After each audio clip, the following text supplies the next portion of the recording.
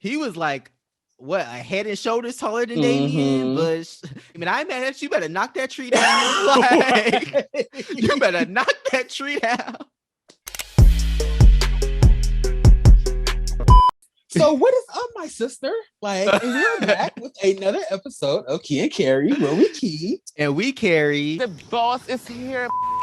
The boss is here. I'm Troy. I'm Damon.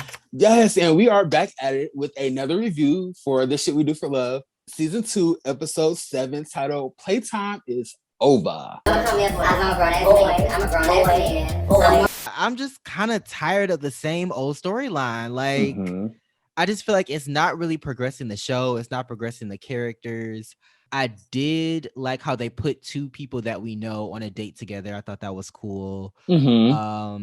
And I did like Noel's attempt at, I won't say it's an attempt, but I did like his him bringing people together for a specific cause, I guess to talk politics and things like that. That's not something we normally see on shows like this. So I liked just adding something a little different, talking about something different. Basically everything you said, I agree with. Like, there's 7 cast members on the show, and literally everybody's talking about one person.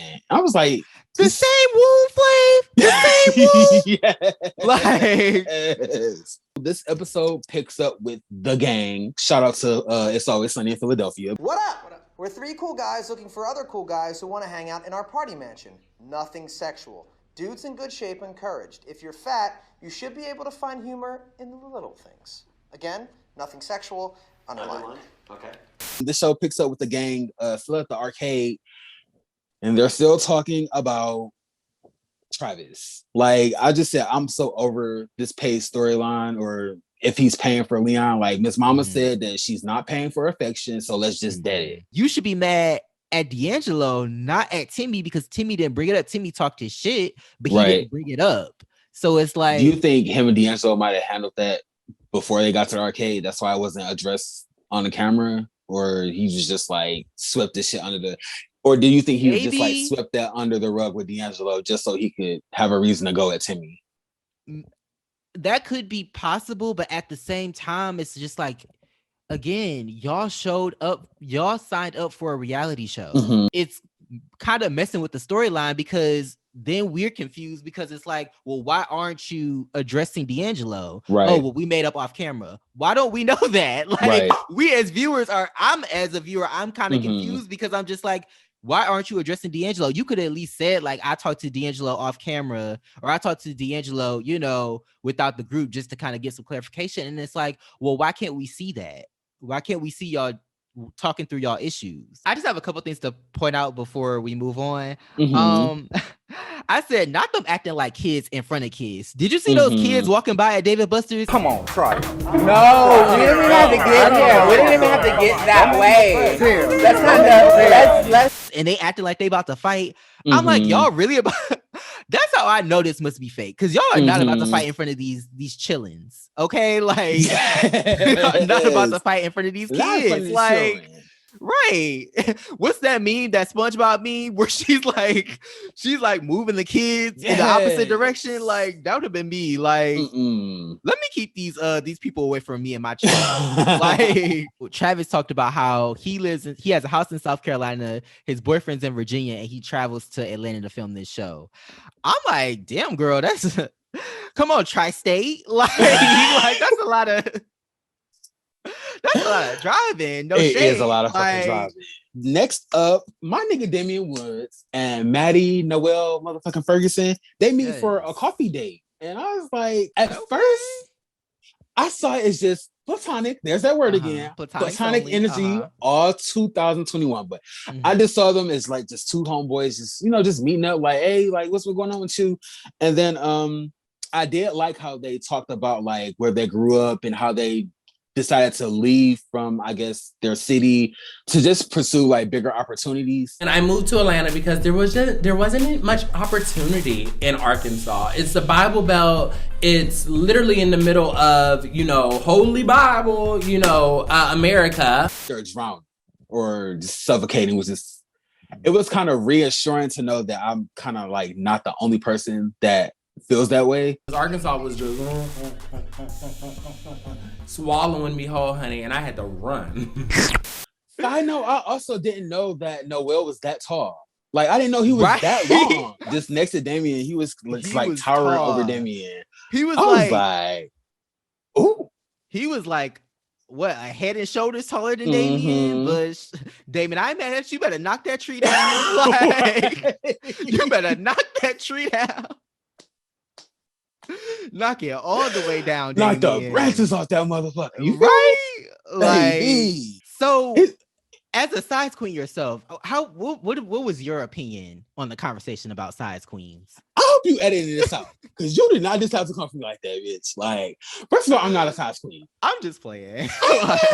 No, he doesn't. No, he doesn't. Bitch, now what? Now what? Absolutely not. Like, I plead the fifth. Everything you say fifth. Okay, like, I'm not. Look, like, oh my God. This might be shady, but, I treasure my sandbox. Like, you know what?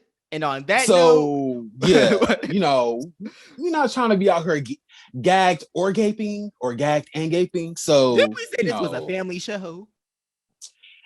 After this scene, it went from like 13 plus to you have to be 18 to do this show. 18 plus. Because that conversation was, I was here for it. I like that because at first I didn't see it leading to them actually going on a date. I just thought it was this two friends meeting up, and then they just started flirting, and then it was like, I think Damien was like, so what you trying to do? And then Noel was like, we can see what we got. We can see what we got. And I was like, straight shooter. I also really like how, okay, like, it's no secret Noel can be a bit much at times, but I also like how playful he is. Just on a show where I feel like a lot of people feel like, or just in general, in this universe of, gay reality TV shows, I feel like people always feel like they have to be like, we always talk about like that bitch or whatever. And I just like how goofy he can be. Like, it doesn't seem like he's afraid to be goofy and show like a goofy side of himself. Yeah, Ryan and his affectionate boyfriend, James. What's up, y'all? But they meet with Mr. Malcolm and his good Judy. I'm just assuming that the white woman was his good Judy. His good Judy with them damn kitten heel nails on. Anyway.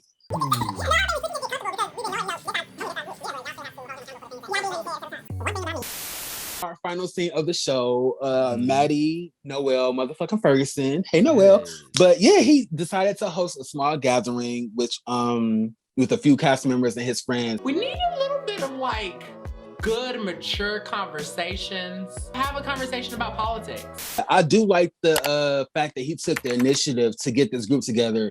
Even Tyvan was like, I like being able to talk about shit that doesn't involve drama. It's not circling around drama, like it's not toxic. I did like it, like a meeting with just a room full of young African-American men, and they're consciously thinking a word that starts with D that you think would describe you. And then he was like D-lit, and I was like, child. The fact that he looked so confused as he was answering. Child, Damien looks low as fuck. It obviously he is. And then the camera like angle, and the fact that it zoomed in on his face, like, are you trying to say delight? Like, right? Like, delightful, disgusting. There's lit and then there's D-lit. Okay, like, should there be lit, D-lit, and then D fucking lit? Yes, D should be lit, D-lit, D fucking lit, and then D the fuck lit. Okay, like, you got options, okay? Noel was reading the girls. Okay. It was like, one girl can't get a sentence out in 30 seconds, and the other one, she up period, and she don't know where to place them. And I showed her all the messages that girl sent me.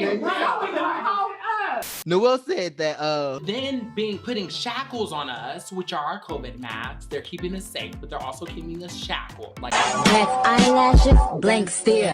But yeah, that took me out. I'm like, not shackles, not roots. My goodness, take the shackles off my face so I could dance. Right? That's what it was giving. Take this mask off my face so I can breathe. Like, And then Tyvan, being the mature adult that he is, he held Noel accountable. Noel, I feel like you said something to him first. It was like at the brunch thing, you took it back to D'Angelo saying something to the group. And you was like, well, if D'Angelo never said that to the group, you would have never had that information. Travis's business. And LaShawn is like, oh, Tyvan, shut the fuck up. You just wanna speak your piece. And I'm like, why are you so angry? Like, that's what I was wondering. Everybody's entitled to their opinion, especially him being a cast member. His energy is kind of just all over the place because he has said that he doesn't care for Tyvan or Redacted, but he literally gives all of his energy to them, which I find just odd because if I don't care for somebody, I'm just gonna pay your ass dust. Honestly, it seemed to be something that happened from the beginning, beginning, because ever since they went on that date, it's like, even like during the date, it was like you were throwing shots at him, which I thought, was just for jokes. But like you said, like ever since then, it's just been like this continual like coming for Tyvan. And it's like,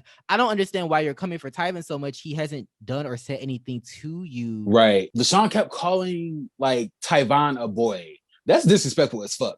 Like, what's the word I'm looking for? You know the context that word holds or whatever. Not you calling him a boy because he's immature, but when he asked you not to disrespect him in that way, which I felt was fine because he didn't he didn't disrespect you. Right. You're like, oh, and what if I don't? What if I don't, boy? Right. Boy. And I'm like, that's something a child would do. Like, you like get into it with somebody and they're like, can you stop doing that? And they're like, no. And what if I don't? And what if I don't? Right. It's like, dude, like, calm down. Why are you so upset? You know, like, I don't understand. Like, yeah, it was definitely giving me like childish. Like, yeah, did you catch the facial expressions of the people? Actually, it started when they changed from talking about politics to like the drama, but like his friends' facial expressions were like, Noel's friends were sitting there like, like, and then when they started fighting, they were like, I'm in a ghetto child, but like, you in the hood now, baby. For this portion of the show, we're gonna read our comments from the previous video. Sorry we didn't start the video off with it, but our first comment is from the Real Hot Boys of Houston. Shout out to the Real Hot Boys of Houston, showing so much love, but all the love, yes. So their first comment is, I thought the date with Ty and Mikhail was organic and cute. I love that the cast is dating their friends. It's a switch up. Miguel was so confident and gentle with Ty. I love the cast, but the mess kind of started with my boy D'Angelo, and Tim definitely carried. So so the date portion, I agree with. I did like the date between Ty and Miguel. Like, I thought it was really cute. It just flowed so well. Like, it didn't seem forced. D'Angelo, I see it from my boy D'Angelo, but he was definitely being messy, bringing up the rumor in front of like the group at brunch. Right. And then, of course, LaShawn is doing just the absolute most. Him and another cast member, which is weird because they kind of almost mirror each other. It's kind of like Redacted and Will season 1. Now it's like Redacted and LaShawn this season. Yes, our next comment is from TAW. I believe this might be their first comment on our channel. I'm not sure. So? Not sure, yeah. Okay, so I think Tyvan and Mikhail could be a match. They appear to be both pretty mature and rational. Very true. They're cute. Noel is the messiest. Get her out of here on my King and More voice. Yes. Get her out of here. Get her out of here. Get her out of here. Get her away from me. Love all your shows. Keep it up. Thank you. Thank you. Yeah. TAW. I feel like Tyvan is the most mature of the cast. And just their vibe was just like so chill. I like the date. And Noel is messy. Noel is messy. We all need a little mess in our lives. So, but I think I'm just kind of like, he's putting the blame at D'Angelo. Like D'Angelo is messy. Well, D'Angelo is messy, but y'all both messy. So it's basically like them placing the blame on each other. Just live in y'all messiness. That's Spider-Man meme. Yes. Just live in y'all messiness. Thank you for all the comments. We really appreciate it. Of course, if you want your comment to be read on the show and you want us to respond, definitely comment. We love engaging with y'all. We love, talking with y'all about the show. Like, if you agree with our opinions, if you don't agree, just let us know. Like, let's have a dialogue in the comments. Like, yes, for it. So yeah. Yes. Okay. So yeah, that's what. Do you want to do your wrap up? Yeah. Like Damon said, let us know how you feel about this episode in the comments. Also, let us know how you would like to see the rest of the season play out. Like, are you over the storyline or are you invested in it? Like, right.